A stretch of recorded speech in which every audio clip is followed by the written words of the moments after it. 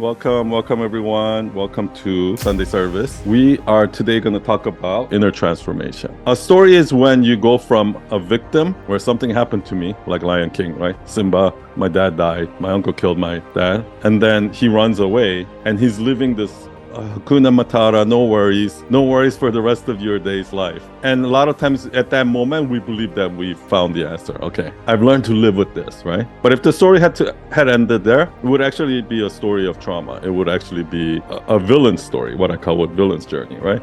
Because the turning point of the movie is he bumps into Nala, his old childhood friend. And Nala tells him what's going on back home, that Uncle Star has basically took hostage of the entire family, and his mom is suffering, his family is suffering. And when he hears that, now he has a decision to make. He can stay the course, Hakuna Matata, and basically become a villain. This is usually what I mean when I say staying a victim can become a villain, right?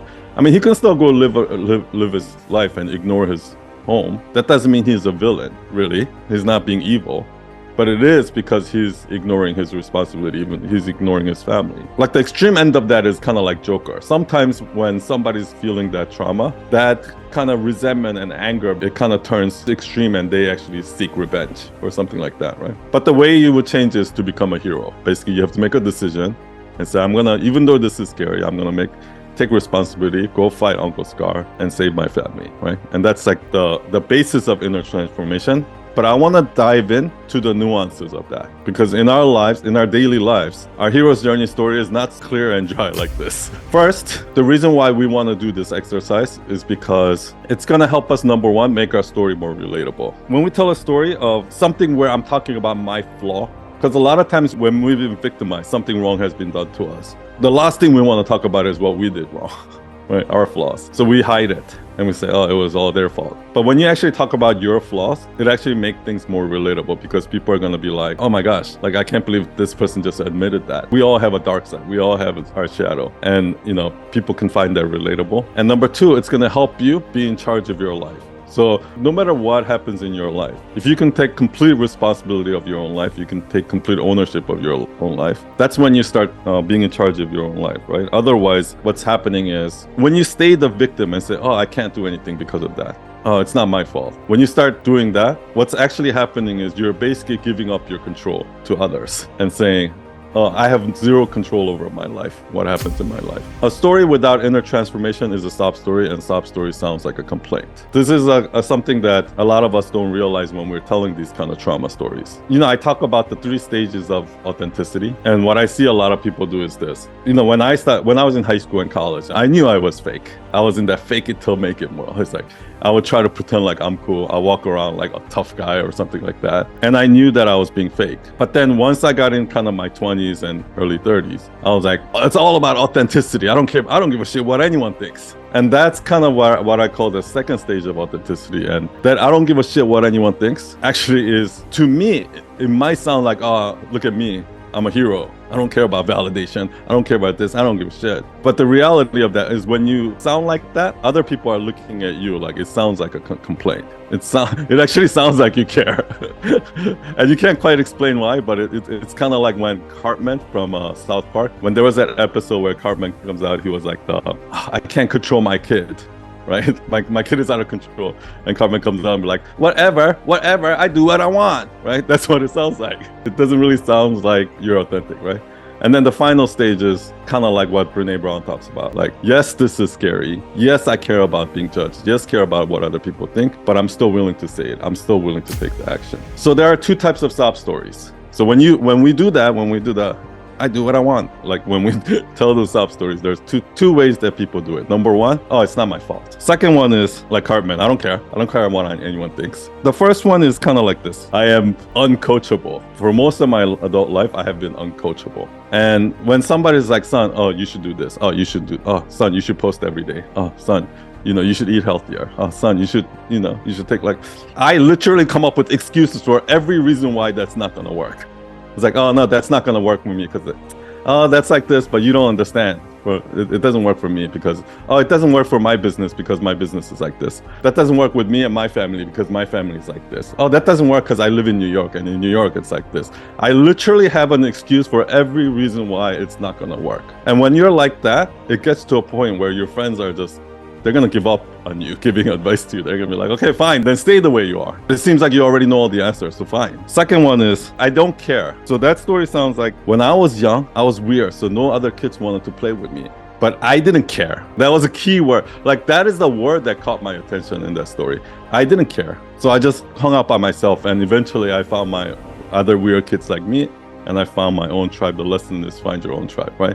That sounds like, what a brave person, right? Like, what a hero. Like, but for some reason, something doesn't feel right. It doesn't sound like a hero story. And it's because of that word, I didn't care. It's a more lighter version of Cartman going like, whatever, I do what I want. When I talk about anything like this, there's always somebody who comes to me and say, son, but what if it really wasn't my fault? Or what if I really don't care? I really don't care what other people think of me. And these are the two objections that I get. And I'll tell you why that happens. When I was working at this corporate job, in IT for 5 years. And one day we had to go in on a weekend, 3 of us, me and 2 of my coworkers. And we had just moved into this new office. So 3 of us had to set up 200 computers that we just moved, and then set up the server, and then make sure everything is working order, right? We were gonna be there till like 6 p.m., go home, and then come back the next day and do 2 full days of work. But me and another guy is like, oh, I don't want to come back tomorrow. Let's just finish it today. Let's just stay late and finish it today. But one of the other one was like, nah, I gotta go. I gotta go. I have I'm meeting some friends or something like that. So we were like, okay, you can go. And me and, we'll finish up. So me and one of the guys stayed there till 3 a.m. to finish hooking up every computer and testing the servers, making sure everything works. And then we went home. And I didn't get home till like 3:30, 4 o'clock that morning. And at 6 a.m., we all had these Nextels, and we have dispatcher that will Nextel us. They Nextel us, but me and the one who stayed, we were sleeping because we're so tired. One of the servers went down, but the one who went home, so he had to go and basically go press a button and turn it back on, right? So he went in and turned it on, and then literally took 5 minutes, and he went back home. Monday comes, our boss is like, son, and the two of us, I try to Nextel you, what happened, you were supposed to go back next day, blah blah blah. At that time, people don't believe me, but I used to be a super introvert, and I would never speak up, and I didn't really defend myself, right? We were like, oh yeah, I wanted to finish it the night before, and he's like, yeah, but still, you need to, the whole goal is to make sure everything's working and it's connected. And then all of a sudden the other guy who went up is like, oh yeah, that's why I wanted to come back the next day and do this. And he basically threw us under the bus, took all of the credit for it, right? And the reason why I bring up that story is how is that my fault? In that situation is the type of situation where I'll say, what if it really wasn't my fault? But here's what happened. Sometimes we overcorrect. For me, it's not just what happened there, but what happened as a result of that. So for me, that event was so traumatic that I went the opposite way. I'm never gonna let anybody do that to me. And I started speaking up. I started becoming really opinionated, to a point where later on when I started freelancing, some of my clients were like, son, you're too much. And they left me. And that's what I did wrong as a result of this thing. That's one example how it could be your fault, even if it's totally not your fault. And the second question is, what if I really didn't care? Oh, I was all alone, nobody wanted to hang out with me, but I really don't care, son. It's like, you're a fucking liar. Because every human being cares. It's in our genes. And we are a tribe of people with ancestors who care about what other people thought of them, and that's why we are here. So we all care what other people think. And if you say you don't, you're a liar. And when somebody goes like, oh, I was weird and nobody wanted to play with me, but I didn't care. As soon as they say that, to the audience, it's like, maybe you don't care, but I do care. So whatever you say is not gonna work for me, because we're 2 different persons. So if you can't find the inner transformation, it's actually a story of trauma, not a story of healing. And also, one person's story of trauma can be another person's story of healing. Meaning, if I'm the person that says I don't care what, I don't care about pleasing my mom, and I'm just doing whatever I want, maybe you need a little bit of discipline in your life. Maybe you do need to care a little bit more. And then if you go from here to here and there is a transformation, that means that same lesson could be a story of healing for somebody else. We need to be very aware of, okay, what's the old me versus the new me in this story? And if that doesn't exist, then the story's not really, that's how you know you're still in trauma. So the next assignment, you can find it in Circle, Micro Storytelling 101. Download the worksheet for instructions. This week's exercise is to find a moment like that and look at the inner transformation. What's the old you versus new you?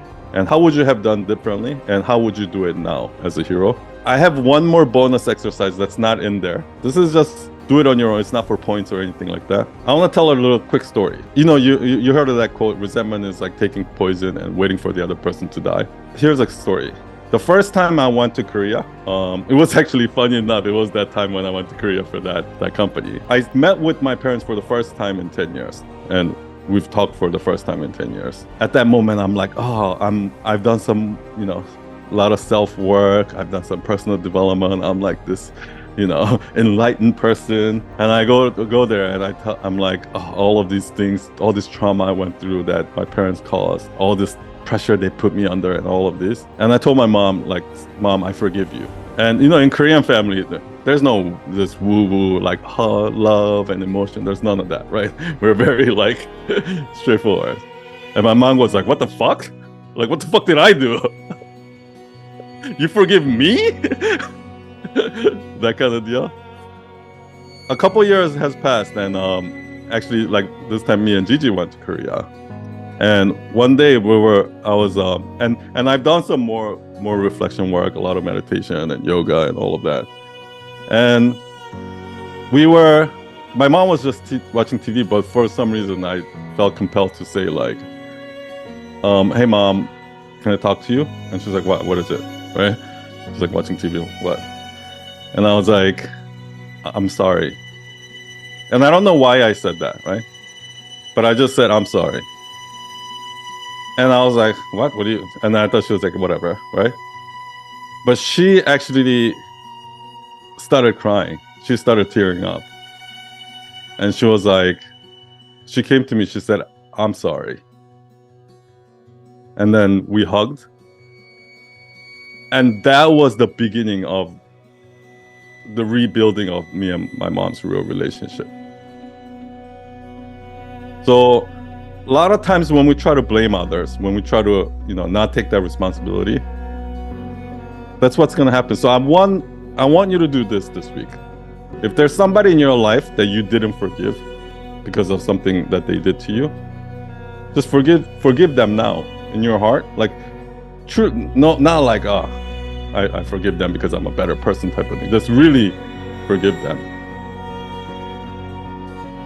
And then if you feel courageous enough, reach out to them and say, I'm sorry. Don't say I forgive you. Say I'm sorry and just see what happens, right? As I always say, Night Owl Nation works because of community support. So if you're an OG member, please support newer members. If you're newer members, please don't be afraid to ask for help. I just want to finish with this quote. This is a quote from one of my favorite leadership coach. His name is Jocko Willink, and this is about us. This is from his book called Extreme Ownership. And the story goes, he was in 2006. He was in Iraq, and they just went through this chaos where they had friendly fire. Like, they went to a firefight where, kind of, they were shooting at each other accidentally. And one of their own men got shot, and a couple of them injured. It was like a us versus us type of fight. It wasn't us versus the enemy, which is the worst kind of fight, worst kind of thing that can happen in the military. And after that, they were getting debriefed, and from the top, they called them, "We're going to be there in 10 minutes." And what that meant was, somebody is going to have to pay for this, right? So he sat there and he started trying to figure out what went wrong, whose fault was this, and he's like, it's because of this person, or is it because of this person? But he couldn't quite put a finger on whose fault it was. And this is the excerpt from the book. I stood up before them and I asked them one simple question: whose fault was this? One of my SEALs raised his hand and he said, it was my fault. I didn't keep control of the Iraqi soldiers I was with, and they left their designated sector, and that was the root of all these problems. And I said, no, it wasn't your fault. And then another SEAL raised his hand and said, it was my fault. I didn't pass our location over to the radio fast enough, so no one knew the building we were in, and that's what caused all this confusion. It was my fault. I said, no, it wasn't your fault either. And then another SEAL raised his hand. He said, boss, this was my fault. I didn't properly identify my target, and I shot and killed that friendly Iraqi soldier. This was my fault. And I said, no, this wasn't your fault either. And it wasn't yours, it wasn't yours, and it wasn't yours. I said as I pointed to the rest of the SEALs in the room. And then I told them that there was only one person at fault for what had happened. There was only one person to blame, and that person was me. I am the commander, I am the senior man on the battlefield, and I'm responsible for everything that happens. Everything. Thank you everyone for coming. Thank you for spending the evening or morning with us. I hope to see you all next week. Have a great week. Really looking forward to reading all your stories. And take care, everyone. Cheers. Bye. Bye, Naga. Bye. Bye, Kate. Bye. Bye, Louise. Bye-bye. Thank Bye. you. Bye.